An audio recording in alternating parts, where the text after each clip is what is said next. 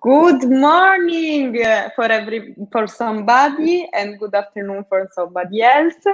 Today we will start the new fourth FriDAI branch. And this time it will be a special edition because it will be about governance, and that's why it was shifted at 3 p.m. CET, because we are hosting our awesome Charles from US, and it's morning for him. Hello, Charles. Hello. Where are you based? I'm actually in Canada, in Toronto. But it's the same time zone as New York, so.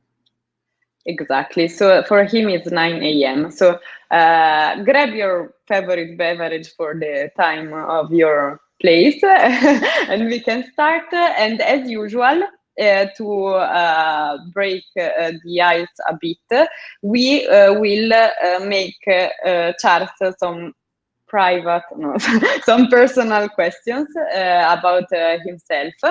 And the first question is this one: if you could choose where to live for a year, where it would be? Yeah, that's a really tough question, and my answer would probably be, if I can kind of play around with this, would be to live in 4 different places for 3 months over the course of a year, so I could explore more and travel around. But if I could pick one place, I think it might be Costa Rica. Why? I don't know. I've heard that a lot of people really enjoy being digital nomads there. And I mean, it's a beautiful country, and it's one of the only countries in the world, maybe even the only country in the world, that doesn't have an army and has run on sustainable resources for a full year, which is pretty cool. Nice. So it's all about sustainability again. Yeah, you have it in the art. So we can talk now a bit about your job and your professional background, and if you can tell us what is your job role now at Maker, and what did you do before joining the blockchain or Maker or whatever? Yeah, so my role at the Maker Foundation, when I first started, I was working on the engineering general team as a technical consultant, helping out with the different teams. But as of April, I believe, I've been working as a decentralized governance architect, so focusing on supporting the research, design, and implementation of governance processes for Maker, with a really big focus on the self-sustainability of the DAO, which I'll get into later. Before Maker, I was helping out with Ethereum and Ethereum cat herders, with project management initiatives and developer growth initiatives, as well as helping with the EIP process. Yeah. So Charles, guys, he's a nerd. Yeah. Let's see. He's a sustainable nerd. but yeah. So you told us about your experience, but I want to ask you this. We understood that your job is a whole challenge, but what's the most challenging task you had so far in your job, also prior to Maker, if you want? Yeah, that's a really good question. I would say at Maker, it would be the idea of communicating and implementing a very futuristic type of model for organizations, i.e. DAOs.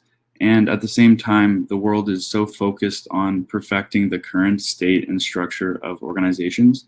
So educating people about what future possibilities are there is quite a barrier to overcome, but it's also very rewarding. Yeah. In terms of hardest task I've done before that was probably back in 2017, when I had to build a decentralized exchange from scratch when I was just learning how to code in Ethereum. Yeah, that's about it. Yeah, I mean, this challenge of education it's pretty something that all of us working in this space have in common, because it's already hard to explain my husband what is my job, and I mean, educate entire communities is even even harder. Yeah. Yeah. I was going to say that the toughest part of my job was telling my parents what I do, but I wasn't sure. Exactly. This is the first, step of the interview process for me. Like, how would you explain what you do to your dad? But about let's start a bit about talking of what is the topic of today, which is decentralization, because as you mentioned, you are now focused on bringing MakerDAO to the full decentralization. But why, in your opinion, so not as a Maker employee and not as a foundation member, why is important? Why decentralization is important?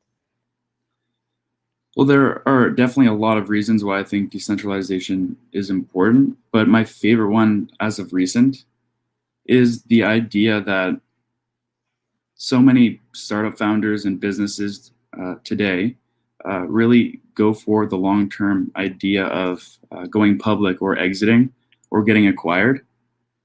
And the concept of DAOs, which are built on blockchains, allow a third option to pass over the organization to your most valuable customers who carry on that vision that you once put forward. And it allows them to run it and govern it themselves. So it's really the idea that a company can be governed by a decentralized group of people, and that's an option as a founder to run your future business on. So I think that is so awesome. Yeah, it's amazing. But as all the amazing things, it's not so easy to comprehend for many. And that's why we are here today, because Charles prepared a nice, easy presentation for us. He will show what is decentralized governance in the first place, how it works, and afterwards we will have also a demo. We will have a special guest to show us how our Maker platform, Maker governance platform, actually work, how to vote. No, and during the presentation, we will also have some interaction with you guys. So Charles will make question, a quiz, and the first one who answer correctly in the chat can receive a prize, a BriDAI branded prize. So that's amazing. So you can share your screen if you want, Charles. Okay. And we can start.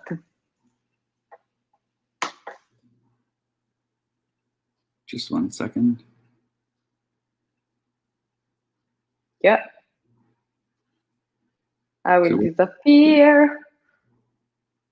Should I disappear? Yeah. Okay. There we go.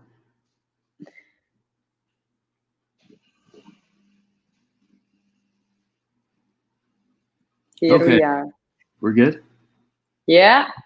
Okay, so as Maria mentioned, I'll be talking a bit about, well, first, what a decentralized autonomous organization is, just to introduce it before I get into the details of what MakerDAO is.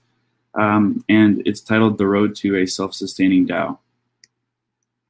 So the agenda I've put together is giving that quick overview of DAOs, a short recap of what Maker is and Maker governance is, and then I'll really dig into what the self-sustaining MakerDAO initiative is and the core components of that. And lastly, I'll end with the steps towards gradual decentralization that we're taking today and over the next few months. And then we'll have the awesome Derek Flossman come in and talk a bit about the Maker governance voting experience and talk about a bit about what's next and what to look forward to. And then we'll end it off with just a list of resources to get involved with Maker governance or with the community. And yeah. So what is a decentralized autonomous organization?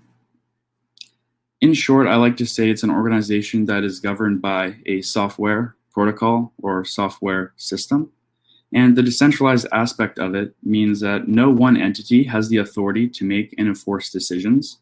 It's a community of people making these decisions, coming together and agreeing to a certain extent to make those decisions. The autonomous aspect means that the software can run on its own.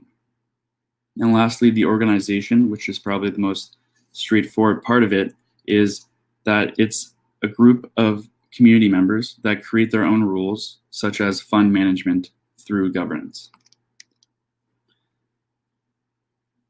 So what makes DAOs unique is that unlike traditional organizations, they have hierarchical structures, many positions through an organization, where a DAO has no real hierarchy. So it's a flat organization with just contributors contributing in different areas, such as building the software or building the community or setting up votes and doing governance. So DAOs use economic mechanisms to align the interest of the entire organization and stakeholders, mainly through the use of research like game theory. So how everyone can work together to get the best outcome, or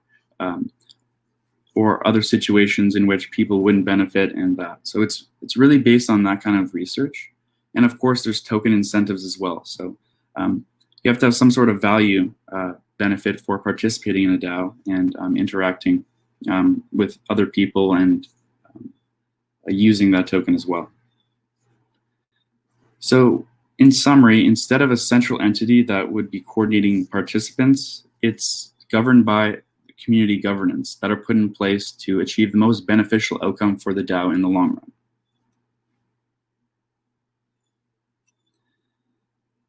So what is MakerDAO all about?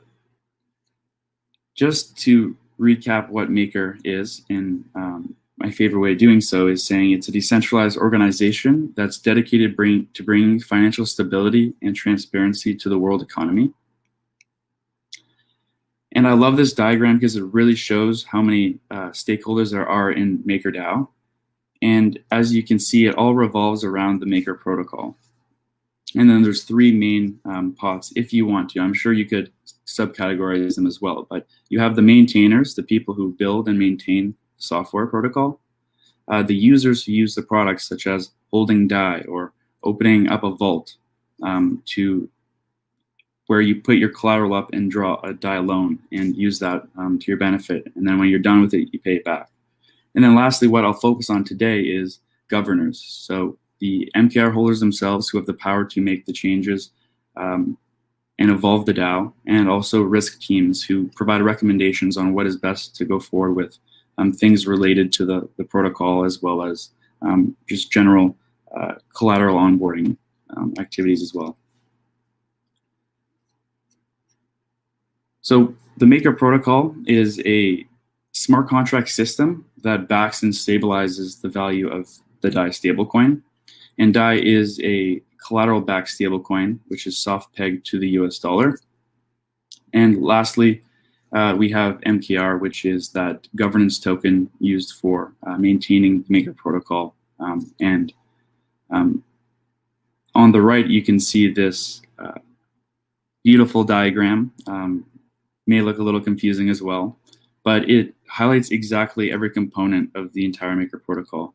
And I highly suggest you to take a look at it at our docs.makerdao.com, but it's not the focus of today's presentation.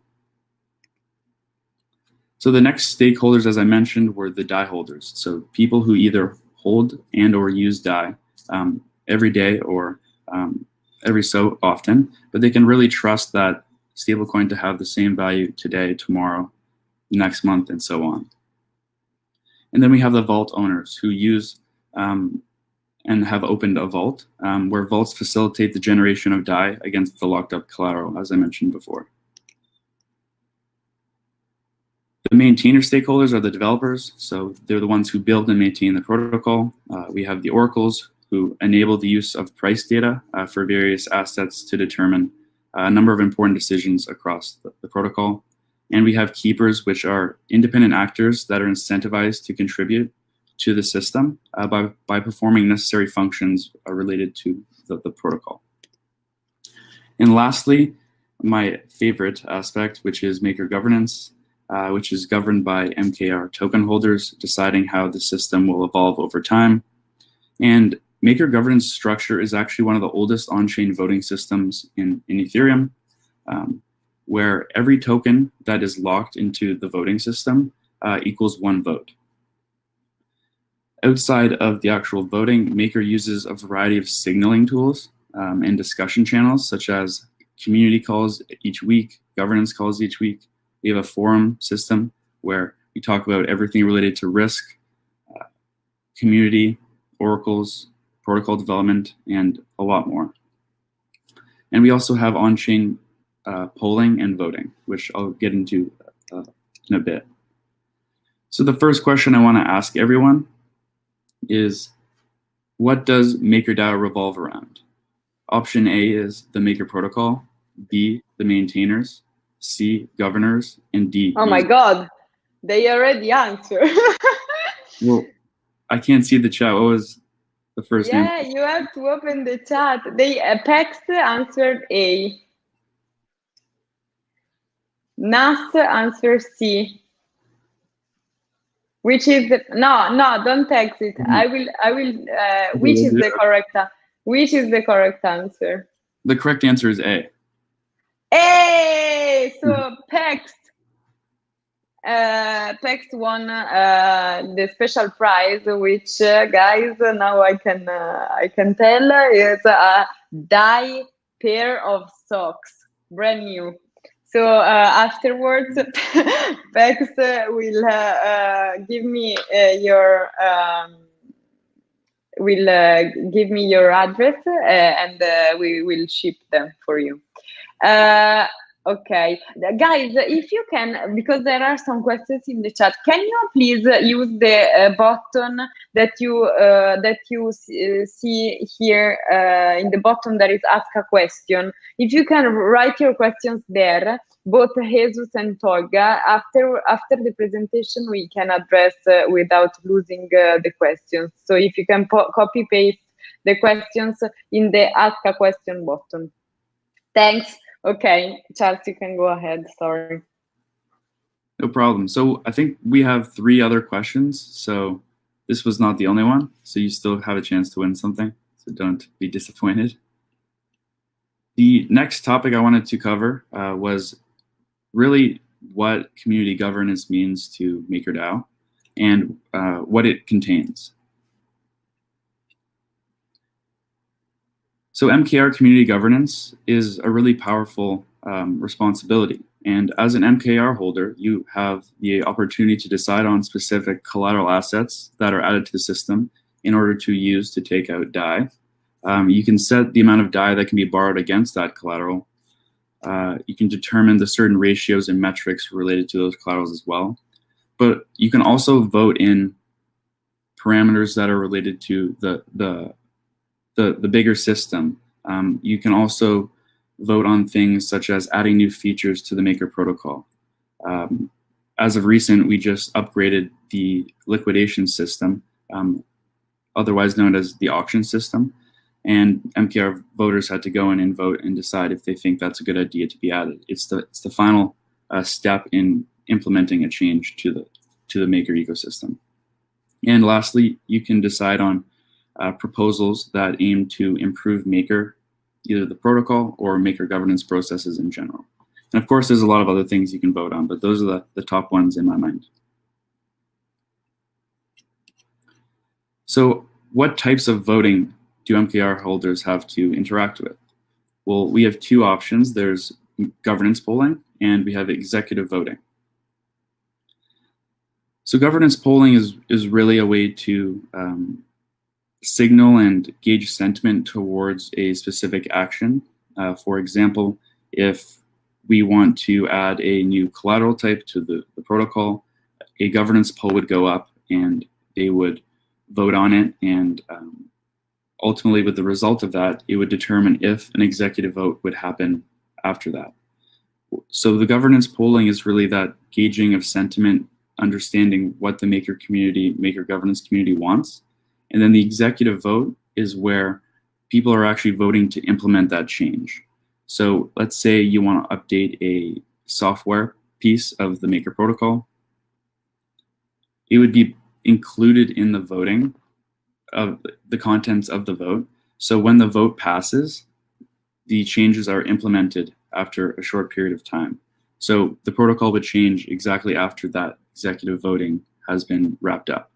And I'm sure Derek will talk a lot more about this and have some good real examples of this if you don't really understand how executive voting works yet. One of my favorite parts about the community governance aspect of Maker is that it's open and democratic. So we have weekly open public governance calls where anyone can join and discuss the risk of the system, what proposals have been going through the system, and so much more. And it happens every Thursday at 12 to 1 p.m. EST. And then we have our community calls, which happen every Tuesday at the same time, where they discuss all the new developments happening in the entire community, which is a lot more broader, but a really great energy in that community.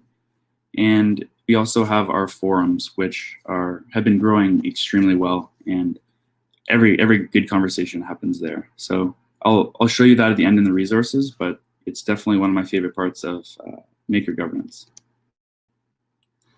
So now I'm going to talk a bit about what the self-sustaining MakerDAO initiative is. And I mean, in short, it's really enabling the community to embrace its role in governing the Maker protocol.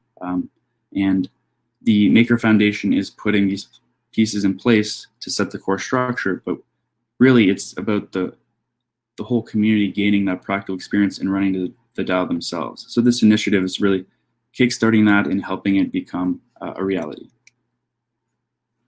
So as I mentioned, the Maker Foundation eventually will dissolve.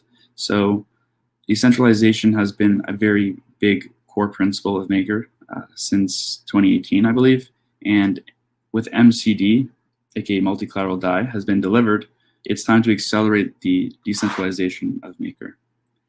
And in order to achieve self-sustainability, making the protocol run on its own with a strong group of core community members, it needs to create a new generation of core governance processes and new independent contributors.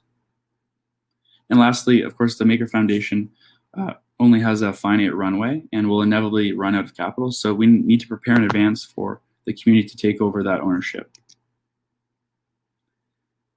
This whole vision is built on long-run governance, where we need to have MakerDAO be able to cover and take action upon the risks and opportunities, all without the foundation.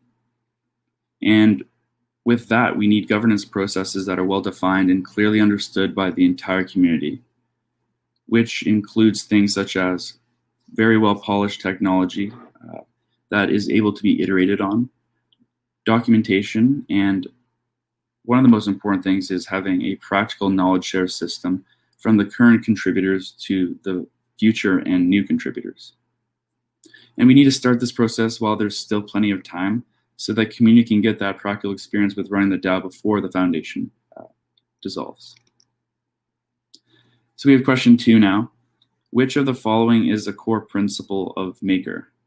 Ownership and control of information, gradual decentralization, meaningful interactions, and fast is better than slow. So again, but Pex, that's it. You already won. So Theodore answer B as first, and everyone else answer B as well. But the fastest was Theodore, who actually answered now B and C. Which is the correct answer, Charles?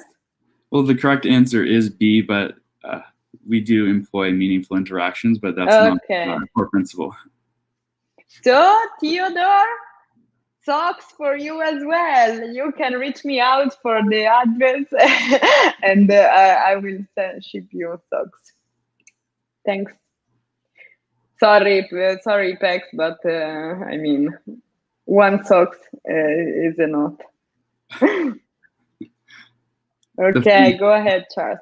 the funny part about option A was that that's actually one of Facebook's old mottos, or maybe even current motto, is the ownership and control of information, which is so opposite of what projects in decentralized and blockchain ecosystem are working towards. Evil face. So I just talked about what the reason behind the self-sustaining MakerDAO initiative is to make the DAO self-sustainable and put the pillars in place to make that possible. So we have 3 core pillars of this initiative, and the first one is elected paid contributors. You can think of them as a decentralized workforce in a way that are all contributing to different areas of the DAO that are necessary. For example, working on smart contracts, risk, oracles, governance, and so on. Next, we have Maker Improvement Proposals, which are a way to empower any community member to propose an improvement or change to either the Maker protocol software or to Maker governance. So a process that they think is a good idea that we should have in place, maybe a new type of voting or a new way to onboard collateral. They can use this framework and template to propose that and have MKR holders vote on it to either accept it or reject it. And then lastly, there is the vote delegates, which you can also think of as protocol politicians who are representatives of certain views within the Maker ecosystem, and people delegate their votes to them to make decisions on their behalf, which will ultimately help voter participation and engagement increase. So what are Maker Improvement Proposals? You can think of them as the decentralized alternative for foundation operations in a way, where they're responsible for change management for either the protocol or Maker governance, as I mentioned. And it's really focused on guarding security standards and quality assurance that's vetted by the entire MKR community with input through different channels, not just through MKR voting. And if you're familiar with other improvement proposal frameworks, it's very similar to Ethereum and Bitcoin's and the original one, which is actually built by Python. So all of those frameworks are very technical focused, whereas Maker really focuses on a socioeconomic twist to it. So as I mentioned, you can either improve the Maker protocol or Maker governance, whereas all these other frameworks are typically only for improving the software side of things. So MIPs are in progress. We had them, the first 13 proposals, which was a huge bundle, passed on May 2nd this year. And it's really exciting because it only got implemented a few months ago, and it's already very, very operational. I think in terms of collateral onboarding, which was one of the framework parts that we onboarded, we've had 66 applications to onboard collateral go through, and a total of 7 collateral assets that have already been onboarded, with 2 in progress going up in a vote today. So when we first onboarded, the idea was that we build this new core governance framework, outlining key governance structures and laying the backbone for the long-term governance processes. So implementing something called the governance cycle, which is a month-long period of votes and meetings with the community to participate in on making decisions with respect to proposals that come through. And additionally, we put a collateral onboarding framework, which is a stepwise process of applying through the forums, having the domain teams, such as risk, oracles, and smart contracts, review them and do the work for them, and then propose them to governance.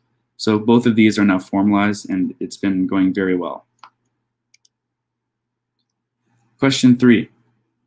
What are the 3 core pillars of the self-sustaining MakerDAO initiative? A, elected paid contributors, oracles, MIPs, Maker Improvement Proposals. B, MIPs, vote delegates, Ethereum. C, elected paid contributors, MIPs, votes. And then D, vote delegates, elected paid contributors, reserves.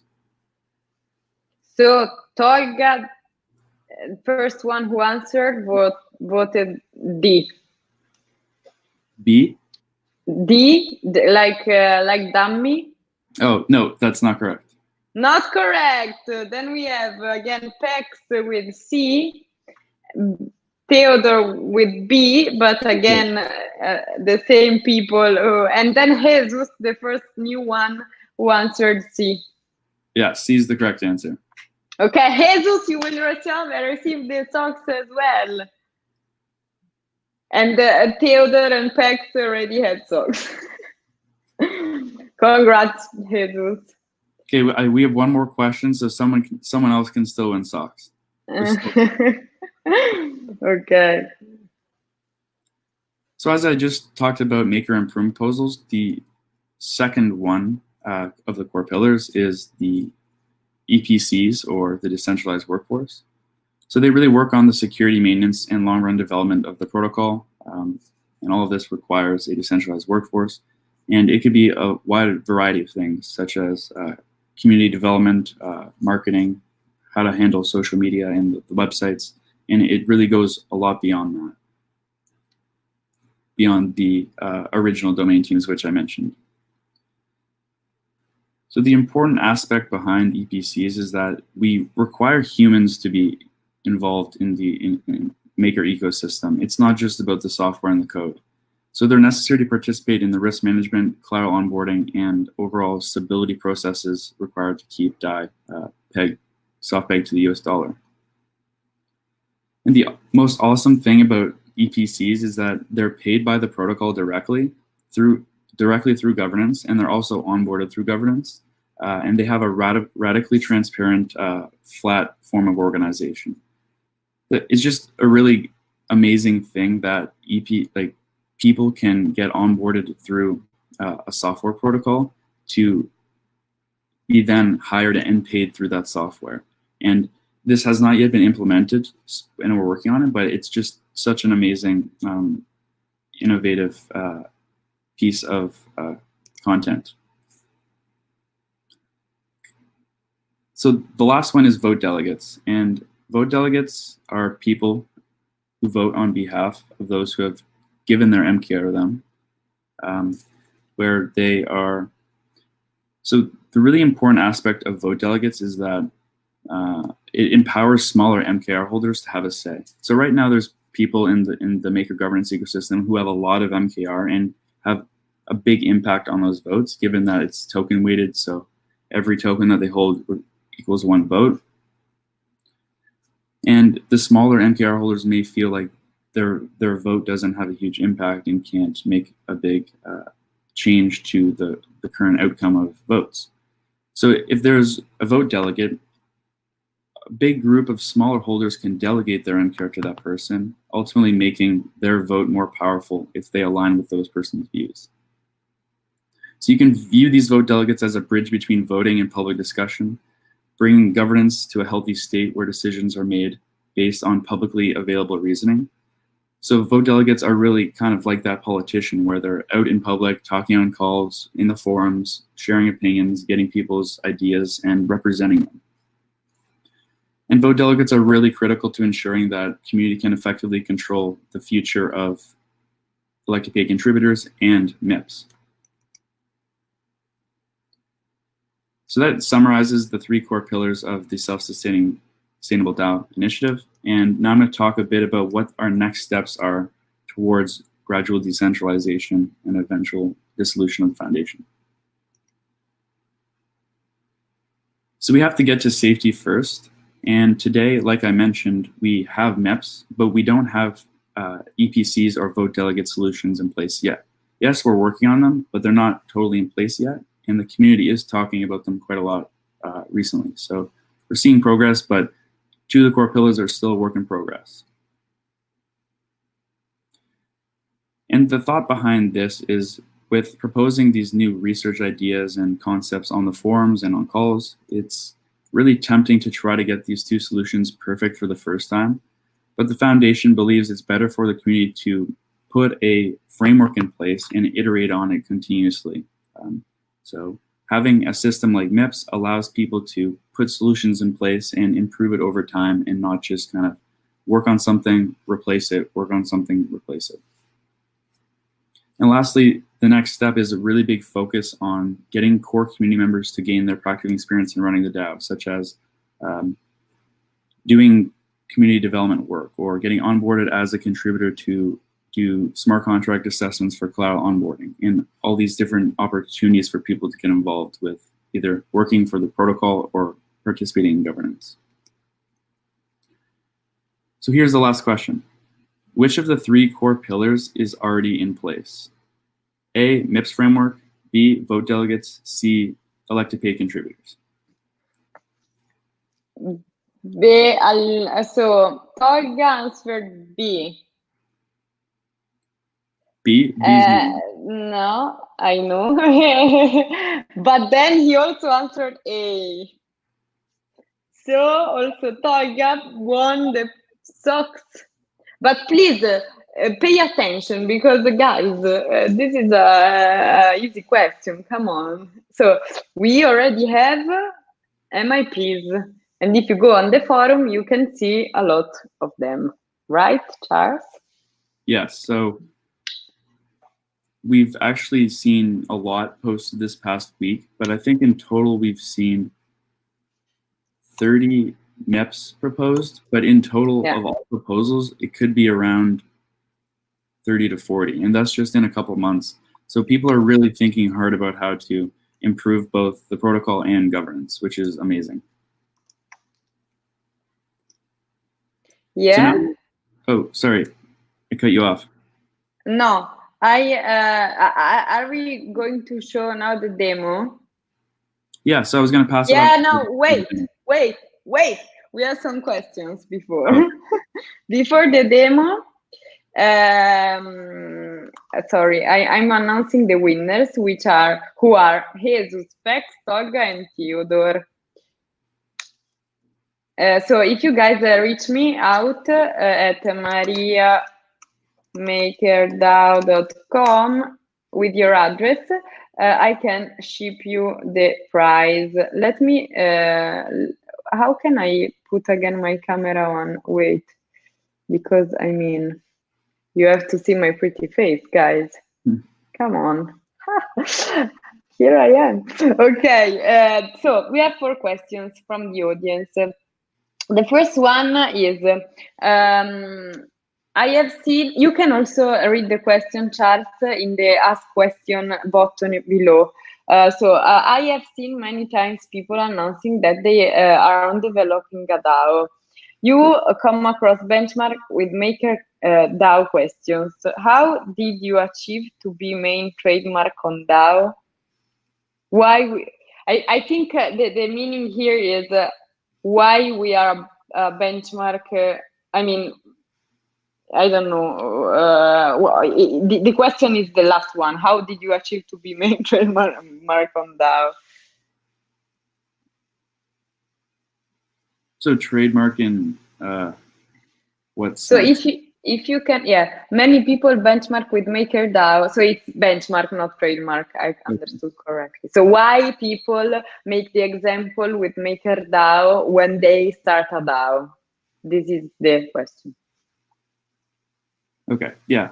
Well, first, I think the concept of DAOs in general is a really broad term, and it can mean a lot of different things to different people.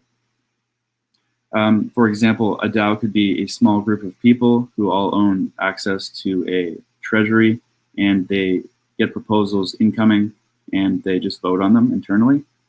And it's a smaller group of people, whereas you could have a big one like Maker, which is a massive community with a specific type of voting, token weighted, where you use these tokens to vote on things. And it was one of the first projects and real DAOs in the Ethereum ecosystem. You can also think of even Bitcoin or the Ethereum networks as DAOs in general.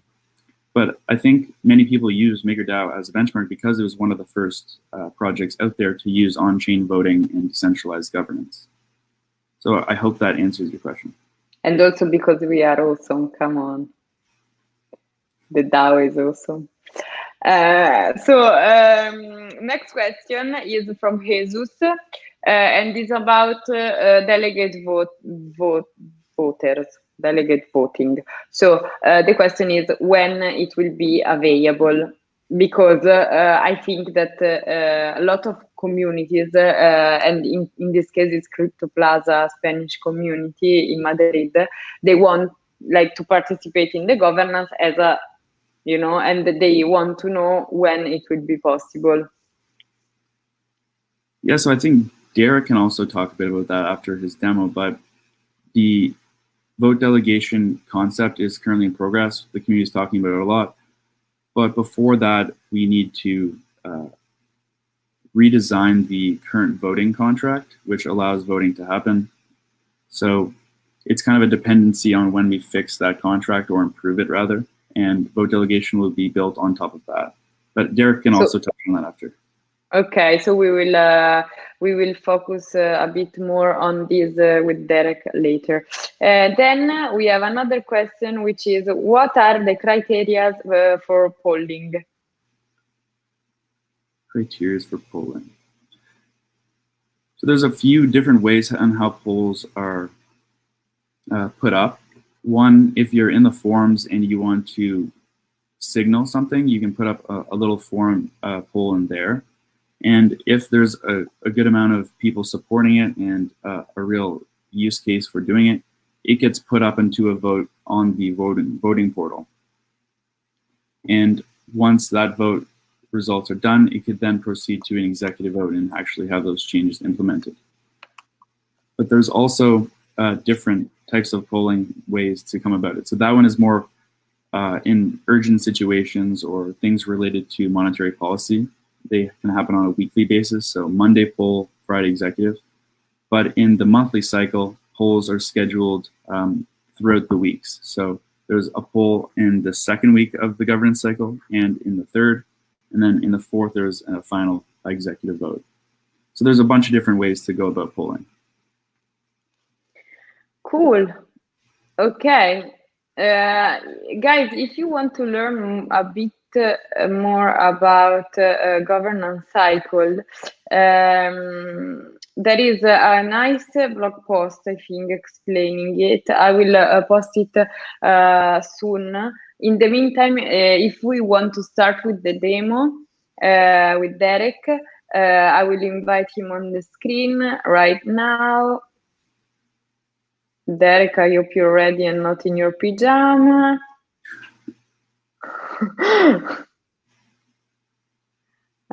You should have received the invite to appear on the screen.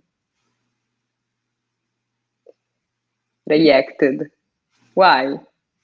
He's in his pajama, come on. Okay, now you're accepted. So I think we can let space to Derek chart. So I will put our camera off. Yeah. Hello, Derek. Hello. I'm not in my pajama. I'm actually in my Maker shirt. Like. Yeah. Which is your pajama? No. Cool. So shall I share my screen or? Yeah, do it, please. Share screen. All right. And let's come back to the delegation questions, the chief questions, all the stuff that we're doing at the moment on the back end. So we can tackle all of that too. Don't worry, that will not get lost. Share screen. All right.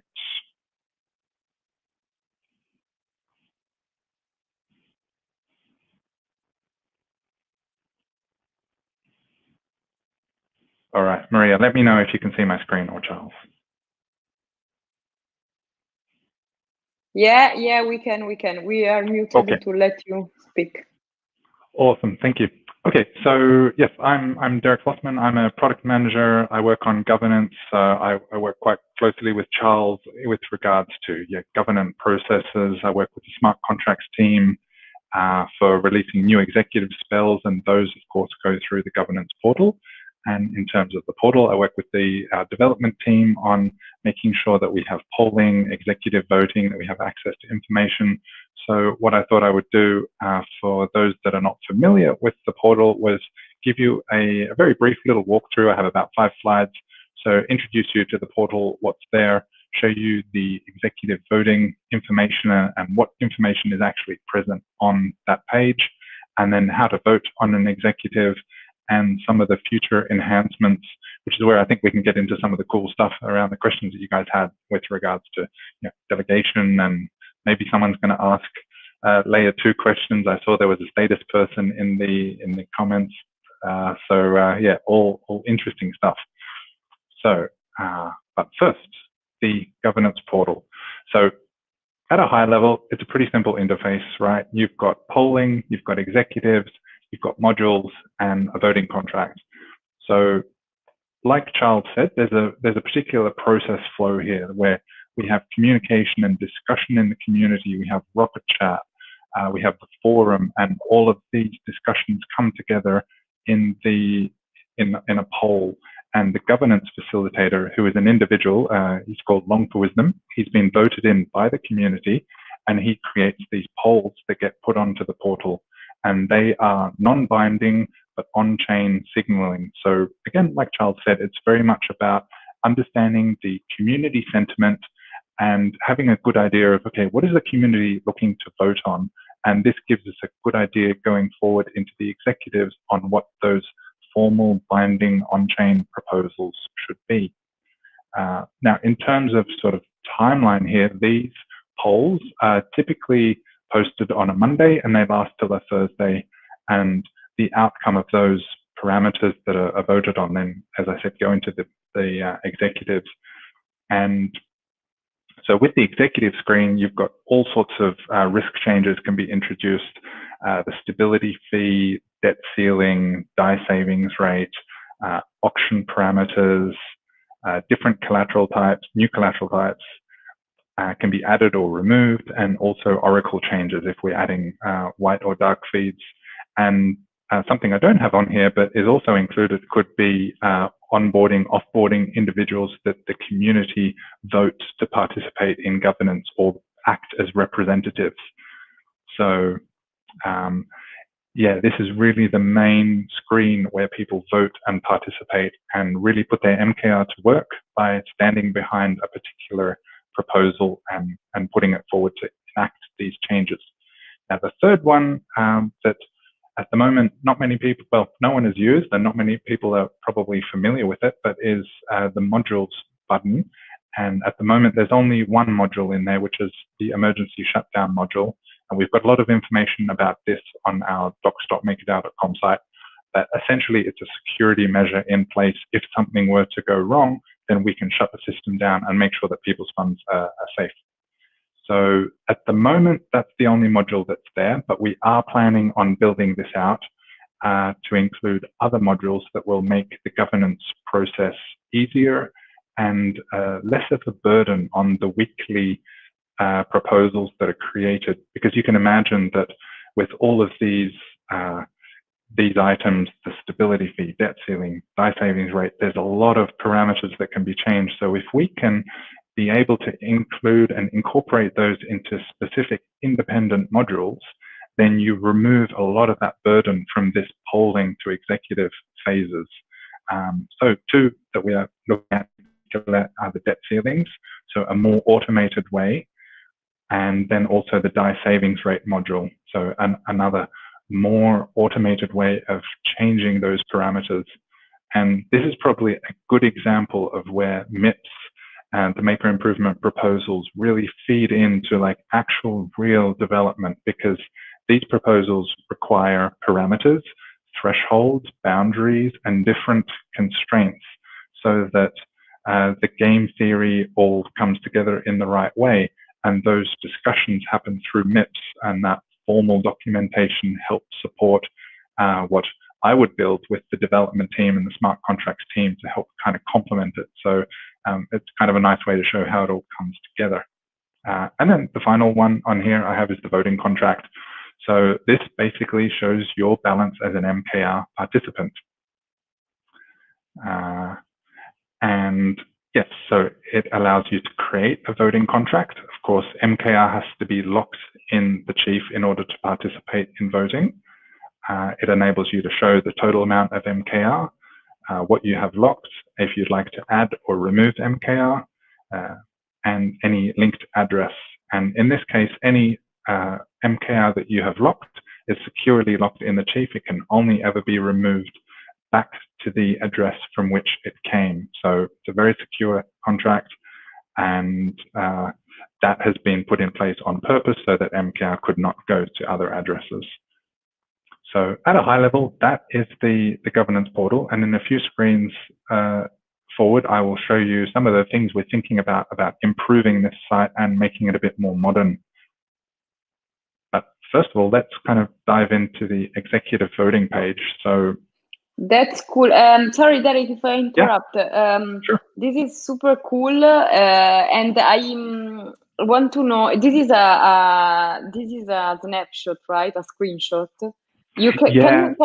can you share the image in the chat so people can save it if they want and review it afterwards? Oh, the URL? No. This is a presentation, right? Yes. So if you can share this image in the chat. Oh yeah, sure, no problem. If you can, yeah, afterwards. Yeah. Yeah, no problem. We can do that. It's part of Charles's presentation as well. It's in the same file, so no problem. Yeah. We can do that. Okay. Cool. Thanks. Cool. Yeah, and yeah, good point. So it's vote.makerdao.com. Okay, so on the executive voting page, there's a lot of information. So breaking it down, you've got a summary of the changes that the spell is introducing. So you'll remember back from, okay, we had the polls, they output some information, we've taken that, and that becomes the basis for, okay, this executive spell. And in this example here, it's increasing the ETH debt ceiling, which was something that was, it was a proposal that was actually passed a couple of days ago, so quite new. So you'll have the breakdown of the information. There will be links to the forum and other potentially sometimes Reddit discussions and chats that have happened, or blogs that are relevant to the information that's presented, so that those that go in basically have a good overview of, okay, this is what I'm voting on, this is why it's important and why it's relevant to the ecosystem. And then, yes, also, of course, resources, so the Maker Improvement Proposals and other information that support the proposal overall. And then there's some more technical details like the commencement date, so you want to make sure that it's relevant and new. Also, the contract source. So as you'll all be familiar with, the crypto space is always verify. Everything is transparent. You can click on it. You can then go to Etherscan. You can read through the contract code yourself if you're so inclined. And the cool thing is with this is that there's actually other third-party sites that have, I think one of them is called catflip.io, is very cool in that it shows, okay, these are the changes implemented by the different proposals. mkrgov.science is another one that was built by a community member. So it's really cool to see this ecosystem start to build around this core piece of here's a proposal and then all the other information that comes with it. And I have a small screenshot of the forum.makerdao.com as well. That's the main discussion site. So if you guys are familiar, then I'm sure you're already participating, and yeah. So cool. Let me unmute Charles as well. Charles, you're unmuted now. And you can appear again on the screen if you want. Oh, there I am. Here you are. Derek, I can't see you, but I can hear you, Charles. Oh, you can see me? Would you be able to go to the last slide of that presentation? The last slide of the whole presentation? That one? Or was there one after that? Maybe not. That one? Yeah, this one. Yeah, I'm writing also here. So, guys, can you copy paste these links in the chat, because in this way people can just click on them and they don't have to. Yeah, we'll put them in when we do question time. We can pull all the URLs into the chat. No problem. Cool. That's cool. Okay. Okay. Any questions, Maria? No, not for me, not from the audience. I don't see any question. Not from Charles. And Maybe later. no, I just want to wrap up a bit, saying this is very hard for people to comprehend these kind of things. And our job here is to, especially Charles and Derek's, is to try to make people understand as much as we can. In this way, people will participate actually to the governance, because our final point is make people vote and make people participate, because this is what we want to achieve. This is our main goal, to reach the decentralization. If people don't vote, we don't. We can go ahead, and we are also trying to make to make really the best that we can, also by checking feedbacks from the users, because we always value a lot feedbacks, and we ask for feedbacks. We made a survey among the community, especially focused on the UX and the problems people face in voting, and we are working towards improving more and more portal UX and everything. Also, this delegate voting thing is an action that we want to introduce, because in this way also smaller voters have a voice in the end, no? So someone asked before, isn't there any like a sort of centralization in the delegate voting concept?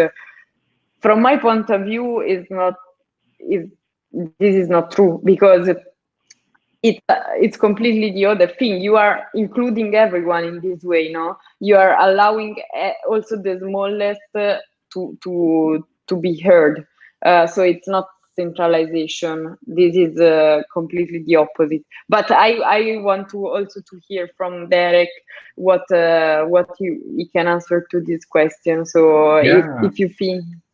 Yeah, definitely. So I think we're good with the information that's presented and what's in the portal itself, and I'm totally happy to share these slides. I think because we're kind of short on time, aren't we? So in terms of the process of voting, I'll be like 5 seconds. So you've got the executive on the portal here. For example, I've got an example proposal. Now, if you want that example to win, then it has to exceed the amount of MKR on the previous spell. So as soon as it gets a little bit more, then it becomes the winner. And once that happens by users voting, then it becomes the governing proposal. So that's kind of the main voting takeaway in terms of making sure proposals get voted in. And the confirmation is pretty much like you would expect: confirm, approve, and through, in this case, MetaMask. Now, in terms of future enhancements, this is, I think, my last slide, which ties in with some of the questions. And let me run through these, and then Maria, you can ask me again. Just make sure I get the right questions. So we're looking to do updated user experience based on community feedback that we've had. So it means, a new site, new system stats directly on the page, clearer information, and we've had a lot of feedback around polling, that we have a lot of polls every week, so we want to batch them and make it easier for people to vote. Also allow new functionality so that we can see why people vote a certain way. So allow people to sign a comment with every vote that they put forward, which is really helpful, because again, it's understanding the community as a whole. And then, of course, the ability to vote on multiple concurrent proposals. I sort of snuck this one in here. It's not directly related to the portal, but it is directly related to the chief voting contract, which will have to change to support multiple proposals. Because if you're familiar with today's system, we only have one proposal at a time for executive voting, and that can get weighed down with lots of different proposal parameters every week. So in terms of delegation, Charles touched on that earlier. With the new chief design, we are definitely looking at delegation. We are very interested in that because the community has said they would like to do that. There's people that, although follow Maker, they are not able to do so every week. There's quite a lot of research and reading that has to be done. So they've said, hey, I'd like someone to be able to do that as my representative. It's still my MKR as an owner, but I'm willing to give them the voting rights to do so. And I think there's a lot of people who say, I only have one MKR or two MKR, and it's really not enough to change it. But once you put that aggregate together and there's someone who represents you specifically on a particular item, then that becomes so much more powerful in terms of being able to sway the community a particular way. And you're, of course, always able to take that MKR out and not support that delegate. So it is a good discussion topic around centralization or not. I mean, it is fully giving it to the community to pick and choose who they want to represent their point of view in terms of voting. So I'm very excited about being able to build that into the chief contract and let people build up third-party sites that support delegates, that support these politicians to be able to promote themselves. And then, how will they be incentivized? These are a whole new area that hasn't been discussed, or has been discussed but hasn't been implemented yet. So I think there's a lot of opportunity there.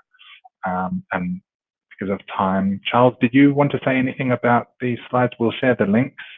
And then you also had some other links here. So I can't see the questions, but I'm going to stop screen sharing if I can. And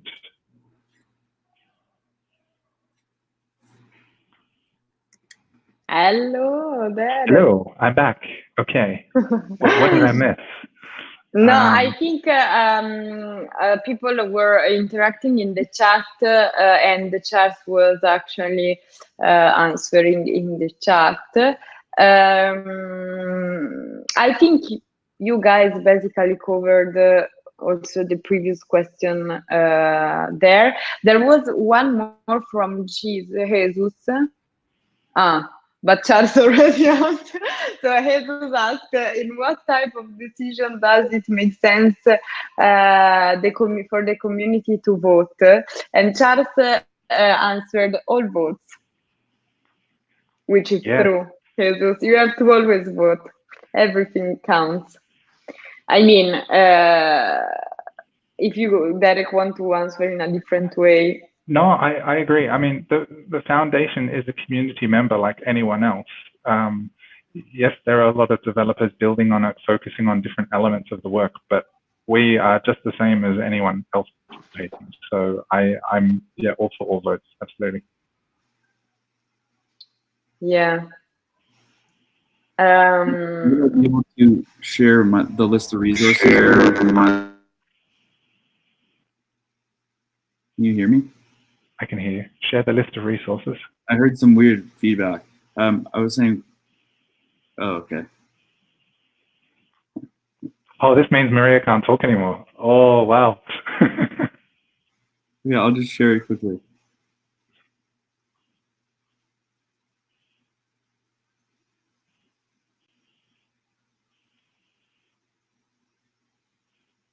Okay, so I just wanted to provide some resources for keeping up with decentralized governance at Maker. As I think Theodore mentioned, it's quite hard to keep up with a lot of things happening, and with such rapid growth and picking up traction with MIPs, collateral onboarding, and so on, it's hard to find the resources to stay up to date. So this presentation will be provided at the end, so you can actually click on these links, but for now I'm just going to talk about what they are. The first one is a weekly MIPS update. So I go on the governance call each week and talk about what's happening in the world of MIPS, what proposals are coming in, which proposals are active, what votes are happening next. And I also post it in the forums as a forum thread, so people can check that every week as well. So we also have the MIPS Rocket Chat channel, which is a place where people talk about current proposals, post in that channel when they have an idea, and so on. And if you do want to attend the governance and risk call segment each week, it happens on Thursday, again at noon EST.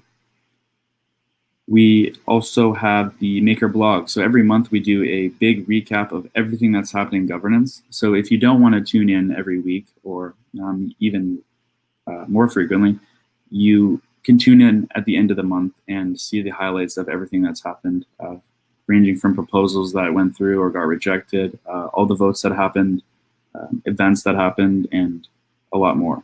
And lastly, I just want to say that if anyone here has any questions at all, I'm always there to answer questions or help you get started with working in governance or getting involved in participating more. So you can find me on Rocket Chat at Charles St. Louis username, and I'm sure Derek is also very happy to answer any questions about governance. So we're always there to support, and I just wanted to leave it off on that.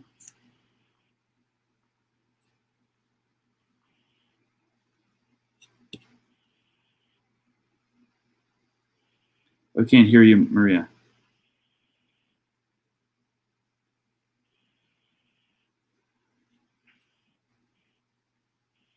I've never seen Maria quiet before. This is amazing. You need to put the iPods back in the little thing so that the computer doesn't think it's synced to them. Or disconnect Bluetooth network. Yes.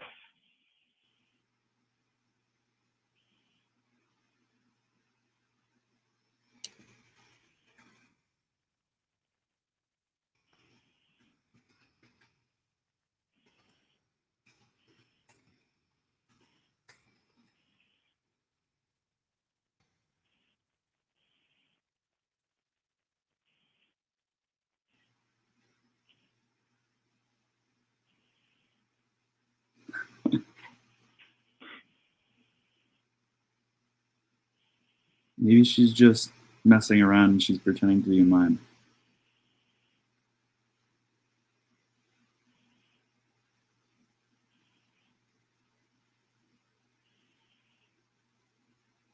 Yes, as Lenka mentioned, just while we're waiting, the Maker Relay is a really great way to catch up with it as well. I left that piece out because it's a newer initiative, but it literally talks about everything happening in Maker governance particularly, and it gets posted each week, I think on Tuesdays as well. And you can also follow MKRGov on Twitter to get the updates in real time. I'm back. Hello. Hello. I don't know, guys, broadcast. I think something happened because my battery of this were low. So thank you, guys. If you can, Charles, just copy paste all the list of links you have in the slide in the chat. In this way, people can just click. Yeah. I want to remind everyone that this event is recorded. The chat will stay there, and all the conversation is here, and it can be seen again, watch again at the same link forever. I mean, if Crowdcast doesn't fail before. But in theory, forever. So I invite everyone to share this link, crowdcast.io/FriDAI Brunch 4, because I think this is really educational, and Charles and Derek made a great job in explaining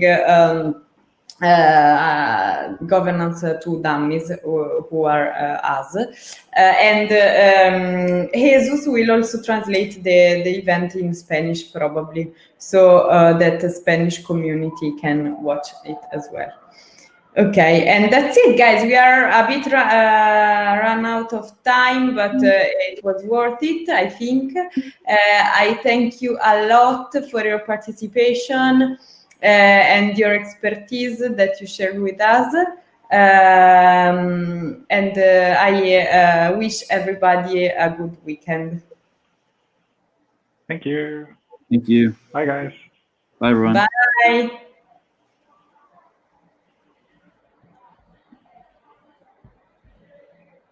Bye-bye.